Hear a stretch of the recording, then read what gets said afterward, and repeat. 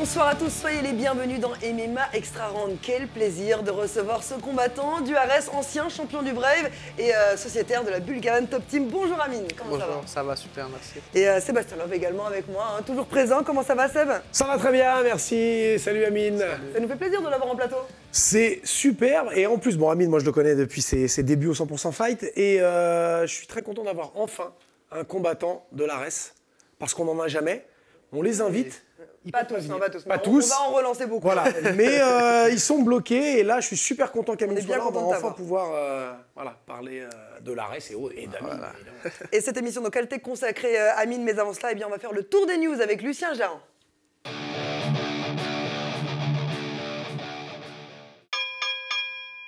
Baysangour Shamsoudinov, retenez bien ce nom. Lors de la 16e édition du Ares, le Français était opposé à Efren Escudero en main event de la soirée. Baki n'a fait qu'une bouchée du vétéran de l'UFC. Victoire par TKO dès le deuxième round du combat, le phénomène continue son ascension, 7 victoires en 7 apparitions dans la cage. Prochain objectif, la ceinture des welterweight du Ares, avant peut-être de s'envoler vers l'UFC. C'est ce qu'on appelle un week-end de réussi pour la Boxing Squad. Les protégés d'Aldric Cassata ont brillé, à commencer par Axel Sola, qui reste toujours invaincu depuis ses débuts chez les professionnels. À l'Ares 16, le Niçois s'est imposé par TKO à la 3e reprise face à César Arzamendia. Après un parcours impressionnant au Brave, Sola confirme tout son potentiel dans une autre organisation majeure. À l'UFC Paris le 2 septembre prochain, la Française Manon Fiorot va rencontrer une légende de la discipline, Rose Namajunas. La prodige du Wisconsin s'était jusqu'ici illustrée dans la catégorie strawweight, dans laquelle elle reste à ce jour la seule athlète à s'être emparée de la ceinture mondiale à 2 reprises. À Paris, elle combattra dans la catégorie supérieure. Un gros risque pour l'américaine qui va se confronter à une adversaire qui n'a plus connu la défaite depuis 2018 et surfe sur une incroyable série de 10 victoires consécutives. Après une grave blessure au genou, Manon Fiorot revient plus motivée que jamais. En cas de victoire, The Beast pourrait sûrement disputer le titre des flyweight. Un combat qui s'annonce explosif. 2 combattants français étaient sur la carte du Brave CF72 qui se déroulait le vendredi 23 juin à Rifa, à Bahreïn. Ilyes Giroun et Yanis Gemouri. Ilyes restait sur une défaite face à l'anglais Sam Peterson par décision unanime en mai 2021.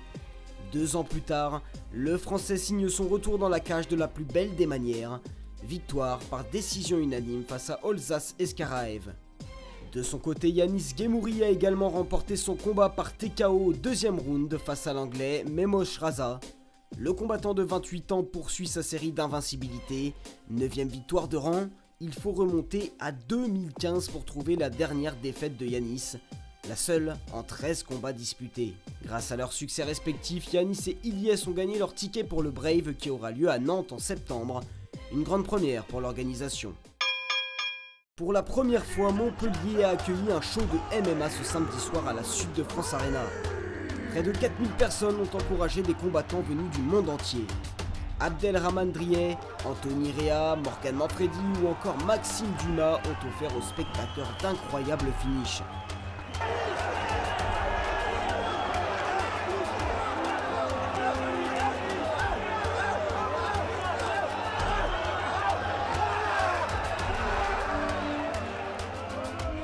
Du côté des VIP, un certain Cédric Doumbé était de la partie. Le nouveau combattant du PFL a confirmé qu'il ferait ses débuts avec sa nouvelle organisation en septembre à Paris. Mon prochain combat, parce que je sais que vous attendez tous, je l'annonce pas officiellement, mais ce sera aux alentours de septembre, si vous voyez ce que je veux dire. Donc, Vous l'aurez compris, gros succès pour cette première du Dynamite MMA. Donc Amine Ayoub, notre champion du Brave, peut-être futur champion du Ares, en tout cas c'est ce qu'on lui souhaite, c'est notre invité Spotlight. Amine,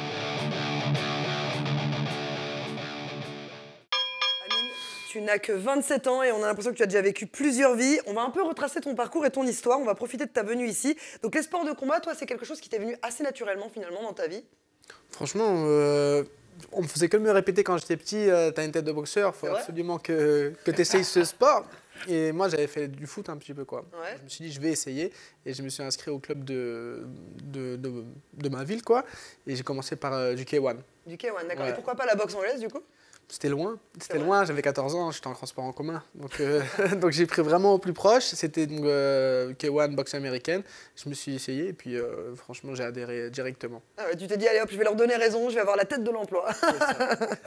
Donc tu plaques tout pour embrasser ton rêve à ce moment-là, à une époque où le MMA est illégal.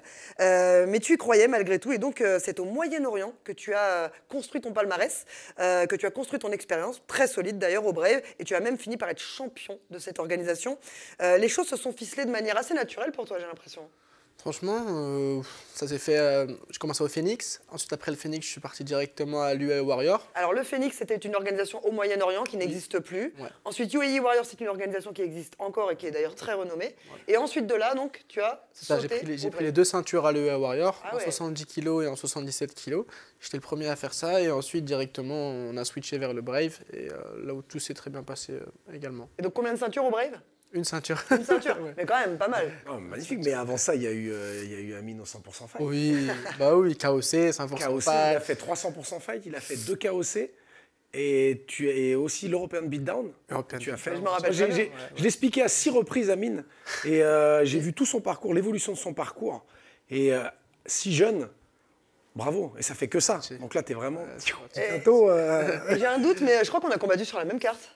C'était au KOC à Cognac. Au KOC, ouais, et à l'époque, j'entendais déjà parler de toi. On me disait déjà, celui-ci, il a du talent. Et comme quoi, quoi. Eh bien, tu leur as donné raison. Et alors, j'ai vu sur tes réseaux, là, cette semaine, justement, tu disais que c'était le Brave qui t'avait prêté, entre guillemets, au Ares. Donc, alors, comment ça se passe ? Ça veut dire que demain, si le Brave te rappelle, tu y vas quand tu veux ? Logiquement, en principe. En principe. Après, non, c'est pas aussi simple. Je pense qu'Ares, il ferait un peu des... De rétention ? Ouais. Et tu en es où, d'ailleurs, avec ton contrat Ares, là ? Avec mon contrat Ares, j'ai signé. J'ai signé une nouvelle fois en fait. Pour combien de combats ? One shot ? Une prolongation. Non, à la base j'avais signé pour 3 combats il me semble. Ouais. Ensuite on a eu une proposition pour renégocier.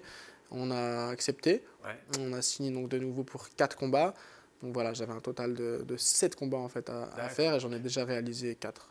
Et alors, il y aurait une ceinture à la clé là, de ce contrat ? Vous en avez parlé de ça ? Je vois pas d'autre solution, en vérité. Il n'y a pas d'autre alternative. Ouais, pour toi. Surtout que tu as franchement approché de très très près cette ceinture, on va en parler tout à l'heure. Est-ce que les organisations comme Ares ont conscience de ton potentiel ? Parce qu'à chaque fois que tu viens... donc c'est au Dôme, c'est ça ? Dôme de Paris. Au Dôme de Paris, il y a toujours un grand comité de soutien pour toi, et d'ailleurs il se fait bien entendre. Est-ce qu'elles ont conscience de cette valeur ajoutée chez toi, de ta capacité à générer de la billetterie ? Parce que c'est pas forcément quelque chose de très... Enfin, les combattants ont du mal à générer de la billetterie, et toi tu fais partie de cela. Non, il me semble qu'ils sont conscients quand même, hein, parce que j'ai eu un petit retour quand même de la personne dans Ares qui s'occupe de tout ça, et elle a fait part à mon manager que Amine, en gros, était le plus gros vendeur chez Ares. C'est vrai ? T'es le plus suivi. Ouais. Hey. Ouais. Ares, t'es le plus suivi. Mais ça fait plaisir, hein, franchement. Ah, ça fait super plaisir. Ayoub à la carte, tu sais que tu vas vendre du billet. Parce que je suis un Nantais en plus, donc c'est clair. Ça veut dire que j'arrive à Paris en fait et ça vend du... T'es un Nantais, mais t'es connu, tes premiers combats en 2014 à Paris, t'as marqué les esprits. Donc en fait, il y en a beaucoup qui disent Amine Ayoub, il est pas Nantais, c'est le 100% fight. Bah, mais non, il est imagine s'il combattait à Nantes, hein, ce serait juste incroyable. T'as marqué les esprits, c'est important. Alors tu as ce petit côté un peu combattant du peuple, et d'ailleurs ça s'illustre bien avec tes actions en dehors de la cage, parce que tu as beau rester discret là-dessus, j'ai fait ma petite enquête, et apparemment tu fais aussi de l'humanitaire à tes heures perdues, tu peux nous en parler ? Bah écoute, avec donc, Alex qui s'occupe de tout ce qui est la partie média, tout ce qui est la partie sponsoring, etc., on a trouvé une alternative en fait pour créer un t-shirt et reverser tous les bénéfices à une association qui va s'occuper qui crée des puits en fait au Sénégal et en Mauritanie. Donc voilà, moi créer des puits donc dans des villages qui n'ont pas manque d'eau. Ouais, c'est ça exactement, pour faire venir l'eau aux familles quoi. Et voilà, j'ai eu cette idée, je me suis dit on va mêler et un peu le combat et un peu d'humanitaire quoi. Ça donne du sens un petit peu à ta démarche. Franchement, j'aime beaucoup. Ça fait longtemps que je voulais faire une chose comme ça et je me suis dit même si les gens en fait ils veulent mettre dans un projet, ils peuvent le faire en fait. En achetant un t-shirt, tout simplement, tous les bénéfices sont reversés pour aller créer ce puits quoi. Donc, et tu as une idée un petit peu des budgets pour pouvoir créer des puits comme ça ? 1 200 € un puits. Un puits, c'est 1 200 €. Et t'aimerais, toi, à terme, en créer combien des puits ? Franchement, je sais pas. Un maximum. Ouais, c'est ça. Je un maximum. Puis après, on verra par la suite. Et pour toi, c'est important, j'imagine, en termes de valeurs, de croyances, ça s'inscrit un peu dans ton personnage ? Bien sûr, si. Ouais. Alors j'ai l'impression qu'au sein de l'ARES, pour en revenir un petit peu à l'ARES, tu es passé par toutes les émotions. Ça a été assez tumultueux. C'est bizarre. Non, mais c'est ça. Et de l'extérieur, c'est vrai que ta rivalité avec Damien Lapillus, elle y a été pour beaucoup, forcément. Qu'est-ce que tu retiens de ton parcours au ARES? Si un jour tu es amené à partir, qu'est-ce que tu retiendras de cette aventure au ARES?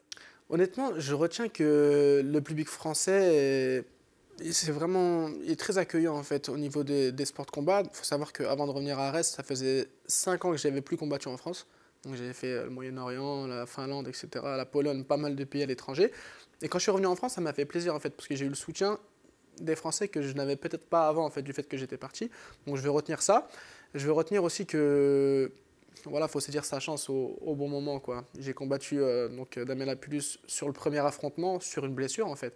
C'est Ilyes Giroun qui était prévu contre. Ah oui, contre c'est vrai. Ouais, c'est ça. La capacité à être opportuniste, c'est tellement important quand on veut réussir. C'est pour ça que j'ai parlé d'opportunité tout de suite, en fait. C'est que j'ai accepté directement. Il me semble qu'il restait 2 semaines. Il restait 2 semaines, voilà. Mais tu étais prêt au niveau du poids, etc. Tu étais capable d'assumer? J'étais prévu sur la carte déjà contre un autre combattant qui s'était fait attraper pour dopage. Kenan Krzyzewski. Donc du coup, le combat s'est fait comme ça. À la suite de ce combat, le médecin il arrête le combat et puis on a réussi à obtenir un combat pour la revanche pour le titre directement. D'accord. C'est opportunité sur opportunité en fait. Et souvent, tu as été amené à saisir des opportunités comme ça en short notice? Oui, c'est pas la première fois. C'est vrai, hein, c'est hyper important hein, quand on veut réussir, être capable d'aller chercher ces opportunités. On dit souvent que la préparation doit rencontrer l'opportunité. Eh bien, c'est exactement ça. Une polémique a éclaté, on va t'en parler un tout petit peu, je sais que tu en as un petit peu marre du sujet, mais on va quand même en parler un peu, a éclaté par rapport à Damien Lapillus, qui est au cœur donc, de cette polémique, puisqu'il a été testé positif au dopage, notamment à la ventoline. Il se trouve que c'est l'un de tes adversaires phares de cette organisation. C'est la seule fois où tu as connu finalement la défaite. Aujourd'hui, cette décision de la FLD, elle t'a été profitable puisque ton palmarès est complètement nettoyé. Donc, ta défaite a été transformée en victoire. C'est une défaite? Une défaite et un match nul. Ouais, c'est ça. Donc, est-ce que tu peux nous décrire un petit peu la scène au moment où on t'apprend que ton palmarès est complètement nettoyé et qu'il repart de plus belle au vert? Franchement, c'est incroyable. Je me suis réveillé le matin. C'était le matin, ouais? Ouais, tu prenais ton café, là? Non, il était 7h30, je crois. J'allume mon téléphone et je reçois déjà des messages WhatsApp, Instagram, etc. Et on m'envoie en fait la capture d'écran de mon profil Tapologie. Ah ouais, incroyable. T'es passé à 25 au lieu de 18,6 en fait. Donc c'est incroyable. Et moi, directement, je me suis dit, bah super, ça va ouvrir d'autres opportunités en fait. Ouais. UFC, tu t'es dit que ça relançait un petit peu le jeu, ça rebattait les cartes? C'est ça. Ouais, c'est ça. C'est tout. C'est alors, côté justice. Pour info, on l'a invité. Hein. Il n'a pas souhaité répondre à l'invitation. Donc, on s'est contenté de passer toutes les vidéos au crible. Et durant son interview avec Aboubacar Bathily, Boulox pour les intimes, que l'on connaît mieux sous le nom de Boulox, eh bien, il s'est montré plutôt convaincant. Personnellement, c'est ce que je trouve. Toi, est-ce qu'il t'a convaincu? Moyen. Oui et non, voilà, après c'est ses explications, il donne les siennes. Après je pense que voilà, la FLD ça reste comme un organisme qui est très sérieux, ils vont pas mettre des sanctions pour rien du tout. Après voilà, je cherche pas à polémiquer plus que ça. Je pense qu'il sait qu'il a joué, il a perdu sur ce point-là et puis voilà, après moi je lui en veux pas, personnellement j'ai rien contre lui. Voilà, je pense qu'il subit assez déjà Ouais, c'est déjà assez lourd. Ouais, je pense Qu'est-ce que tu en penses de cette sanction? Tu la trouves trop lourde, toi? Non, pas forcément trop lourde. Mais ça suffit, en tout cas. C'est le pays dans lequel on vit, quoi. Donc voilà, c'est les règles qui sont imposées. Donc on a juste à se plier aux règles. J'ai été étonné quand même de le fait qu'il ne puisse plus s'entraîner. Que tu ne combattes plus, ça on est d'accord, on passe là-dessus. Mais il ne peut plus s'entraîner. Ouais, c'est pour vraiment peut-être verrouiller le fait qu'il aille éventuellement combattre à l'étranger. Bon, après, tu trouves toujours un moyen de t'entraîner. Oui, voilà. Mais j'ai bien aimé ta réaction. Pendant le Covid, on s'est tous entraînés. Oui, ouais. J'ai bien aimé ta réaction très sportive. Où tu as toujours dit, Damien, il est très bon, c'est un très bon combattant. Moi, c'est ce que j'aime bien, c'est ton côté extrêmement fair-play et se dire, ouais, non, mais au-delà de ça... Non, il faut savoir reconnaître, voilà. Bien sûr. Mais vous vous êtes expliqué depuis, parce que vous vous êtes pas mal confronté par médias interposés, il y avait de l'animosité, il y en a encore ou pas? Non, moi, j'ai rien contre lui. Non, c'est réglé? Même quand il va voir la vidéo, j'ai rien contre lui. Son histoire, c'est son histoire. Et puis voilà, je lui souhaite de se relever au maximum de cette épreuve, parce que c'est une épreuve, il faut le dire en vrai. 3 ans. 3 ans, c'est énorme, surtout à l'âge qu'il a déjà en vrai. Ça signe un peu la fin de carrière. C'est dur de se relever. Ou pas, il peut combattre à l'étranger. Voilà, on verra bien, affaire à suivre. On va fermer le dossier Lapillus parce qu'on n'a pas envie de t'embêter davantage avec ça. Est-ce que, alors donc tu appartiens à cette génération d'explorateurs du MMA, c'est-à-dire que toi tu as créé le chemin en marchant. Hein, rien n'était tracé pour toi. Tu as toujours été un électron libre. Est-ce qu'aujourd'hui ce système électron libre, il te convient encore? Non, honnêtement, il me convient plus. C'est vrai? Ouais, il me convient plus dans le sens où, voilà, comme tu dis, je suis un explorateur, j'ai fait 15 organisations en 25 combats. Et tu t'en es bien sorti hein, pour un explorateur, parce que la plupart essuient des plâtres. Hein. Tu t'en es hyper bien sorti. Non, ça va, mais 15 organisations, c'est énorme. Voilà, maintenant je suis posé, j'ai un contrat multi-fight, c'est beaucoup mieux qu'avant. Et même au niveau de la structure, en fait, de mon quotidien, en fait, malheureusement, je m'occupe encore beaucoup trop seul de tout, en fait. Le lundi, je dois faire ça, le mardi, je dois faire ça, etc. J'ai honnêtement besoin de me structurer par rapport à ça, et j'imagine que les résultats ne seront pas encore meilleurs, en fait. T'as pas de... Mais qu'est-ce qui te fait ressentir ça? Un planning établi? Qu'est-ce qui me fait? C'est quand je regarde les autres combattants, par exemple. Ils ont un head coach, ils ont leur coach de striking, etc., etc.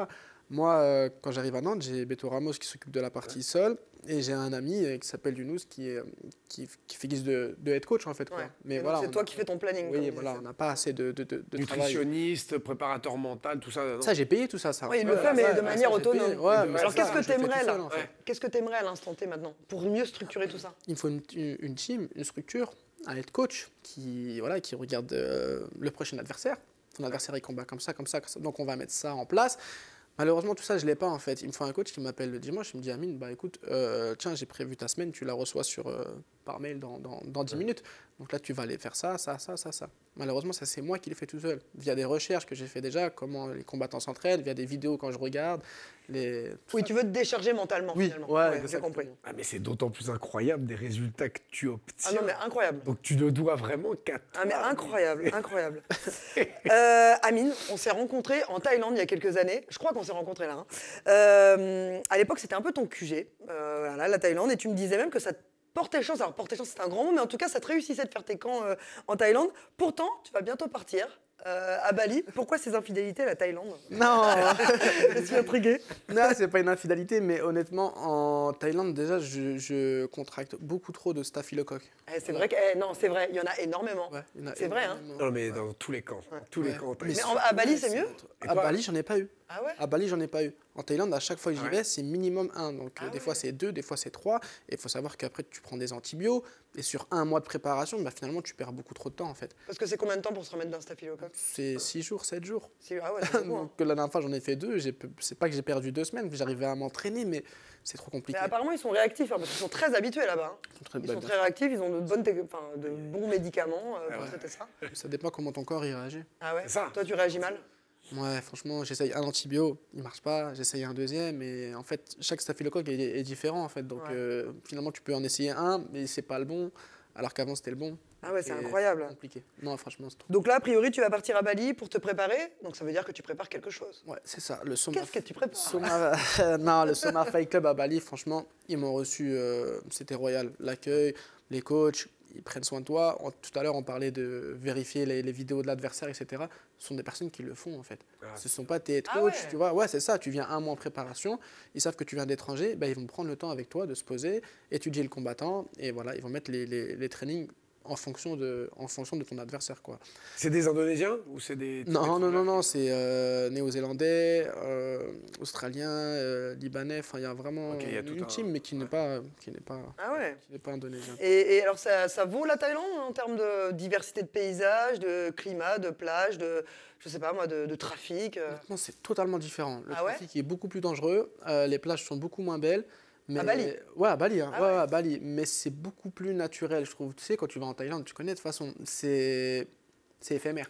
C'est éphémère. Tu pars 1 mois, tu t'attaches. Les gens font pas forcément s'attacher à toi. Tu vas dans le camp, tu repars, quoi. C'est l'usine un peu, tu vois. Oui. Quand tu arrives là-bas, tu crées vraiment des liens. Tu crées des liens avec les personnes qui travaillent là-bas. Ne serait-ce que les cuisiniers du club, en fait. Tu vois, ils sont tellement gentils avec toi que tu crées une certaine chose. Et puis les entraînements, voilà, ils sont top. Les coachs s'occupent de toi. Donc, et j'ai l'impression que tu fonctionnes beaucoup à ça, toi, à l'affectif. Hein. Ouais, c'est important. Ouais, avec Guillaume Pelletier, enfin, toutes les personnes qui m'entourent, ce sont des personnes que j'aime bien, en fait. Aujourd'hui, parmi les 3 ligues majeures que sont l'UFC, le Bellator et le PFL, quelle est celle qui te séduit le plus? Je connaissais ton avis il y a quelques années. Aujourd'hui, est-ce qu'il a évolué? Pas forcément, non, pas forcément. Donc je pense que toujours l'UFC, ça reste toujours le Graal pour donc les combattants. Tu vises toujours l'UFC? Ouais, bien sûr, en termes de communication, en termes de niveau. Voilà, après maintenant, si on parle argent, peut-être que voilà, la facilité de se répartir au PFL, par exemple, quand tu as l'opportunité. Mais tu comprends par exemple le choix de Cédric Doumbé? Je le comprends parfaitement, il a totalement raison. Ouais, c'est vrai. T'aurais fait le même choix, toi? Si j'étais à sa place, ouais. C'est vrai. Voilà, tu arrives dans le MMA, tu as été très très fort en kickboxing durant des années. C'est peut-être un peu dangereux d'aller directement dans l'UFC pour prendre moins d'argent et peut-être prendre des combats plus risqués. Moi, ce qu'il a fait, c'est tout à son honneur. Ouais, et puis à un moment donné, tu as aussi envie d'être valorisé à hauteur de ce que tu as donné dans la vie, quoi.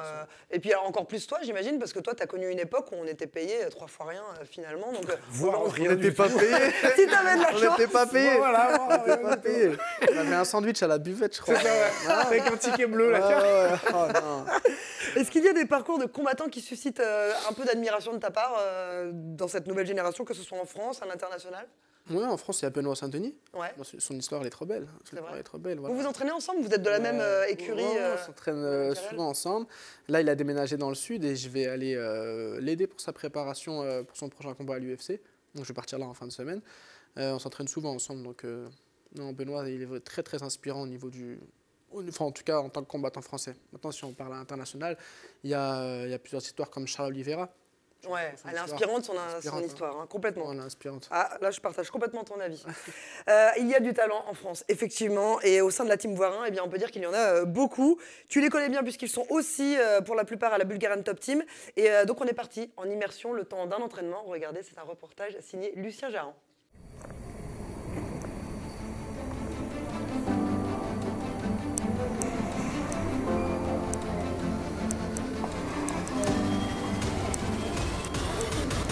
Bienvenue dans la Team Voirin. Une écurie itinérante façonnée à l'image de ce globe-trotter des arts martiaux, Daniel Voirin. Ancien entraîneur de l'équipe de France de Muay Thai, il a tout quitté en 2022 pour embrasser une nouvelle carrière outre-Atlantique en tant que coach de MMA. D'abord au Brésil puis aux USA où il a rejoint les équipes les plus renommées au monde. Lyoto Machida, Anderson Silva, Dan Anderson, Vitor Belfort, Alexandre Pantoja, tous ces champions sont passés entre les mains du coach français. Mais nul n'est prophète en son pays. De retour en France en 2017 avec un CV solide, Daniel a tout de même dû se reconstruire une réputation et regagner les cœurs. Et c'est seulement aujourd'hui, 6 ans plus tard, après de nombreux aléas sur la route, qu'il récolte les fruits de son labeur. Le secret, c'est l'expérience. Il n'y a que le temps qui peut faire qu'on arrive à exceller dans quelque chose. Les diplômes, tout ça, ça ne sert pas à grand-chose. C'est plutôt le travail et l'expérience. En fait, on est une bande de potes. Moi, j'aime bien la bonne ambiance, c'est-à-dire qu'on se voit souvent, je veux que ça se passe bien, je veux pas de prise de tête. Donc il faut passer un bon moment parce que c'est assez difficile comme ça. Il faut savoir qu'en MMA, on ne gagne pas tant d'argent que ça. Donc au moins qu'on prenne du plaisir à être ensemble et aussi à performer ensemble dans la cage, quoi. Une ambiance conviviale héritée du Brésil qu'il a su recycler à la sauce française. Une recette qui fonctionne parfaitement puisque les résultats sont au rendez-vous. En ce moment, je suis vraiment fier parce qu'on a quand même réussi à avoir, avec le temps, j'ai réussi à avoir des athlètes performants comme Benoît qui est à l'UFC, on a Romain qui vient de signer au Bellator, un multi-fight, on a Mathieu aussi qui est un multi-fight, on a Jorik, il y a Emerson qui est au MMAGP, c'est-à-dire que de rien, on a construit quelque chose et franchement, c'est valorisant. C'est valorisant pour moi, qui est coach professionnel, c'est très valorisant. J'ai même une exclusivité, même un truc qui m'est jamais arrivé dans ma carrière. On a eu sur 7 combats de suite, 7 finishes. Ça franchement, c'était vraiment... ça fait plaisir, quoi. Et pour bénéficier de ces coachings, certains sont prêts à faire beaucoup de route. Comme Romain Debienne, la nouvelle sensation du Bellator. Moi je viens de Boulogne-sur-Mer, donc j'ai fait 7 ans d'MMA au club de Boulogne-sur-Mer, MMA Pancras Academy.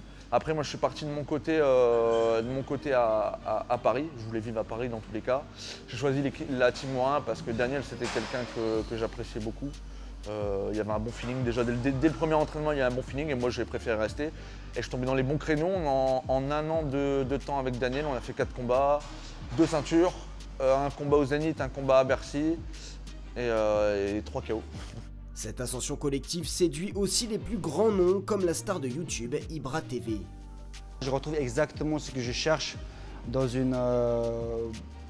dans un camp d'entraînement ou dans une salle. C'est une ambiance un petit peu familiale où il n'y a pas de cadeau, ça va à la dure, mais il y a toujours cette attention de bienveillance. Et ça, j'aime beaucoup, il n'y a pas de vice. Ça me rappelle beaucoup un petit peu les ambiances qu'on a chez nous dans le Caucase, c'est-à-dire que c'est très dur, mais on sait que les gens qui sont là pour notre bien.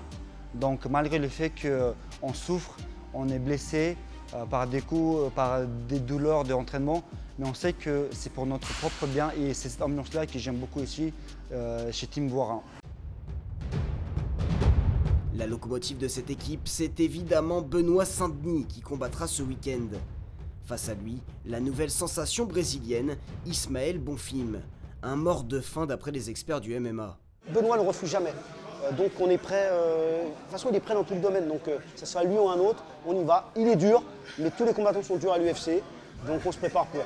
Moi mon but c'est de devenir champion, donc bien entendu je vais poursuivre l'aventure tant qu'elle n'est pas autour de ma taille. Benoît Saint-Denis c'est un peu le chef de meute de l'équipe, c'est vraiment le gars qui est très sérieux, qui s'entraîne très dur, qui a une bonne mentalité aussi dans le combat et à l'entraînement. On ira jusqu'au bout, je pense, avec cette équipe, on va essayer d'aller le plus loin possible. Après, voilà, on s'entraîne dur, on prend combat par combat, on ne se met pas trop les étoiles non plus. Voilà, on garde les pieds sur terre. Je pense que c'est ce qui fait la différence et c'est ce qui fera peut-être la différence ouais, sur le chemin et peut-être à l'arrivée aussi.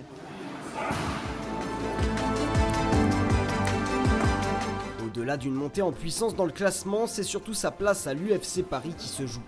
Un combat bourbier alors qu'il revient d'une grave blessure et un enjeu de taille pour celui qui a passé 5 ans dans les forces spéciales. Et pour se mettre un peu plus dans la difficulté, Benoît Saint-Denis entame un nouveau chapitre de sa vie à la veille de cette échéance importante. Je vais déménager à Bayonne, voilà, un lieu que je connais très bien parce que j'ai servi là-bas pendant 5 ans aux premières PMA. En fait, j'ai quasiment tout mon entourage qui est déjà là-bas. Il y aura Daniel qui rejoindra pendant les préparations de camp, ainsi que des sparring partenaires que je ferai venir. La région me plaît vraiment, déjà d'une part, et après j'ai déjà tout mon staff qui est là-bas, mon préparateur physique, mon kiné, j'ai mon médecin du sport, j'ai mes premiers coachs de pied-point, mon coach de sol surtout, qui est voilà, mon coach de sol qui est quelqu'un d'important pour moi. Et donc il n'y a plus qu'à faire venir Daniel et des sparring de qualité régulièrement. Benoît Saint-Denis a l'habitude d'être challengé par la vie. Un camp d'entraînement dans ce contexte ne lui fait pas peur, car il est le visage de la résilience. Avec son équipe, il a déjà vécu le meilleur comme le pire. Encore une fois, il pourra compter sur le soutien indéfectible de sa team pour se rapprocher de la vie dont il a toujours rêvé.